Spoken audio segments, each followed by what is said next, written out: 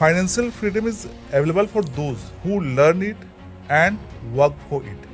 आप किसी भी स्कूल में उठा लो, कोई फाइनेंशियल फ्रीडम को कैसे अचीव करना ना, ये सब को कहीं नॉलेज नहीं मिलता। कोई भी कॉलेज, कोई भी स्कूल इसको फोकस ही नहीं करता। जो किड्स है उनको स्टार्टिंग से ही अगर आप जो पैसे देते हो उसका नॉलेज मिले या फिर फैमिली में उसका नॉलेज मिले तो आगे जाके ना अच्छा ग्रो कर लेंगे। लर्न करो तभी जाके अर्न कर पाओगे। Little knowledge is very dangerous thing. छोटा नॉलेज लेके आप बड़ा पैसा नहीं बना पाओगे। सबसे पहले तो नॉलेज आपको बड़ा करना पड़ेगा।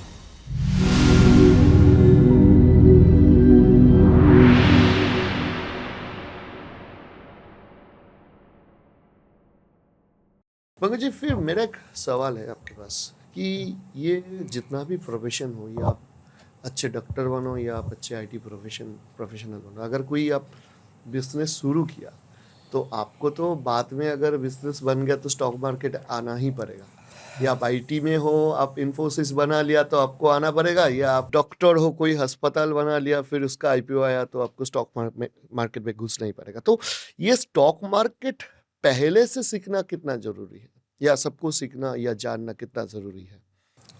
Okay, this is a good question. First of all, एक बुक आपको याद होगा जो सब लोग मिस आउट करते हैं, the famous book the Robert Kiyosaki, rich dad poor dad. Yes, उस पर बहुत सारा क्वार्टर है, बट एक क्वार्ट मुझे याद आ रहा कि financial freedom is available for those who learn it and work for it. Okay, अगर आप उसको लर्न नहीं करते हो और लर्न करके उसमें आगे काम नहीं करते हो ना, तो आपको कभी फाइनेंशियल फ्रीडम नहीं मिल पाता है। एंड द सेम कंटेक्स्ट में आपने जो बताया अभी कि जो डॉक्टर है, जो इंजीनियर है, उनको लास्ट में स्टॉक मार्केट आना है, तो स्टार्टिंग से अभी जो हमारा जो वर्क कल्चर है, मतलब एजुकेशन सिस्टम है इंडिया का, आप किसी भी स्कूल में उठा लो, कोई फाइनेंशियल फ्रीडम को कैसे अचीव करना ना, ये सब को कहीं नॉलेज नहीं मिलता है। सिखाते नहीं है, कुछ भी नहीं करता। कोई भी कॉलेज, कोई भी स्कूल इसको फोकस ही नहीं करता है।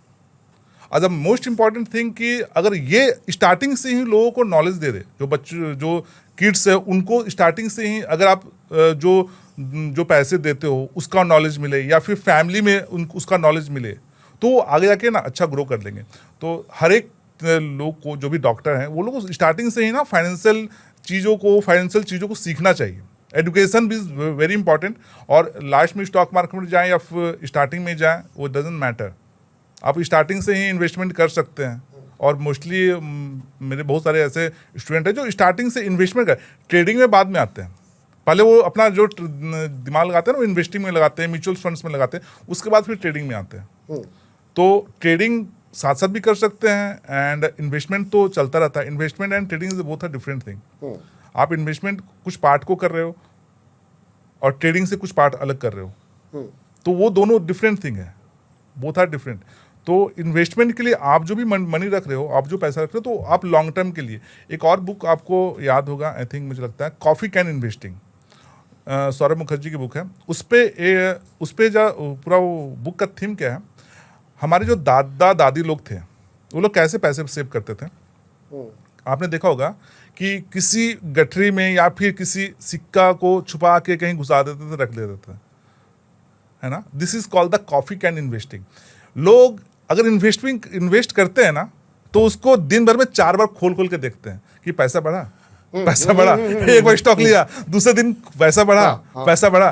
तो ये इंडिया का थिंकिंग हो चुका है। वो हर 2 स्टॉक लेगा, 10 साल के लिए लेगा, बट रोज खोल के देखेगा। नहीं, हम तो मैं तो ये भी बोलता हूँ कि अगर आपने कोई रियल एस्टेट प्रॉपर्टी लिया, कोई फ्लैट ले लिया इन्वेस्टिंग का पर्पस में, क्या आप हर दिन कोई खरीदार को पूछते हो कि कितना भाव देगा, कितना भाव देगा? बट शेयर बाजार में अवेलेबल है, इसीलिए आप मोबाइल में दिन में 4 बार देखते हो। वो लिया है, उसको थिंकिंग, वो उसको लिया कि 5 साल के बाद, 10 साल के बाद करना है, बट वो रोज खोल के देखता है। और उससे क्या होगा, साइकोलॉजी बस्ट हो जाएगा, थोड़ा सा लॉस जा रहा, उसी में घबराने से बेच देते हैं।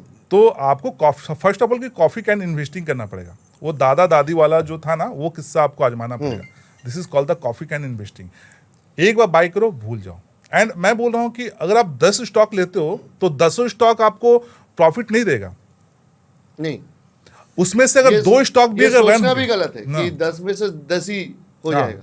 उसमें से 2 स्टॉक भी अगर प्रॉफिट दे दिया ना, तो बाकी अगर 10 लॉस भी देता है, 10 साल के बाद तो 2 स्टॉक इतना प्रॉफिट दे देगा, या फिर 2 जो भी है वो मल्टीबैगर या जो भी निकलेगा वो। आप राकेश झुनझुनवाला का एग्जांपल ले लो, या फिर आप वॉरेन बफेट का एग्जांपल ले लो।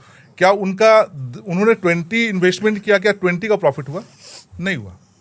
2-3 स्टॉक को उठाया और वही जो मूवमेंट दिया ना, उसी से वो आज जो भी है जिस पोजीशन मैं तो ये भी बोलता हूँ कि stock market is also performing art, है ना? यस कि ये एक परफॉर्मेंस है।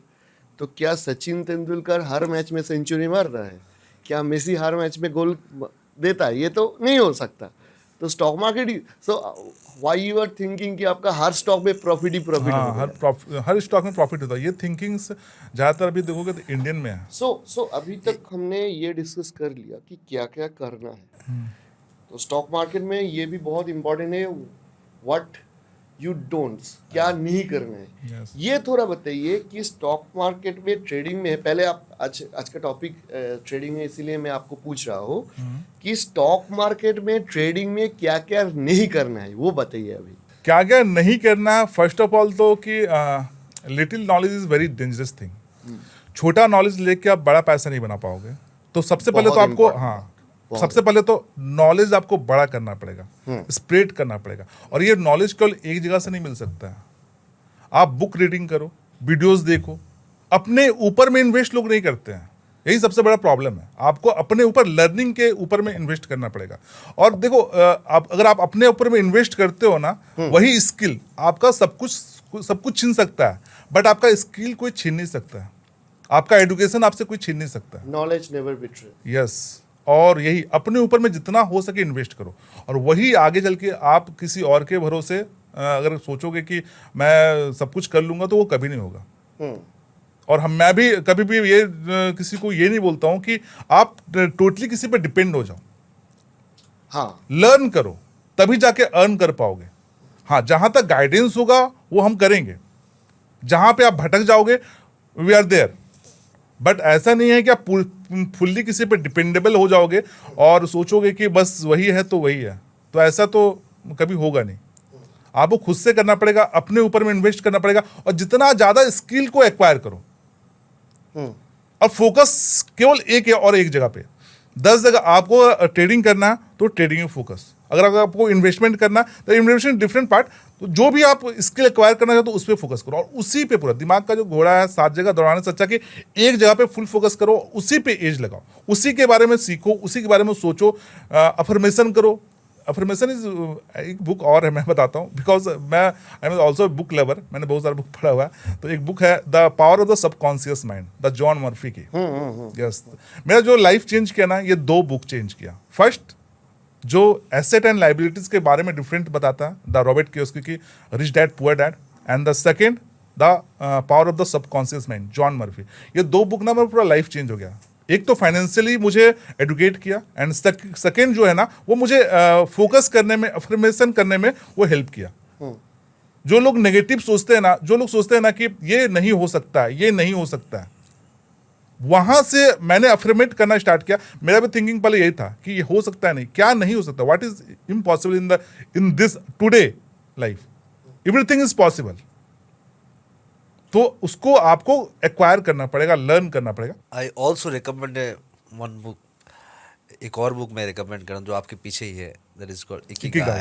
Yes, this is the best book. ऐसा किताब है ना जो आपकी पूरा थिंकिंग प्रोसेस को ही चेंज कर सकता है। जैसे हम हर एक इंसान का मकसद क्या है? लिव लाइफ हैप्पीली, एक खुशहाल जिंदगी जीना, একটা সুখীপূর্ণ জীবনযাপন করা। সুখীপূর্ণ জীবনযাপন করতে গেলে যা যা প্রয়োজন সব আছে ইকিগাইয়ের মধ্যে। আর এই 3টে বই, ikigai, power of subconscious mind, copycat investment, এই সবের থেকেও উপর আরেকটা বই আছে যার নাম হচ্ছে শ্রীমদ্ ভাগবত গীতা, Yes. যা সব কিছু আছে এর মধ্যে।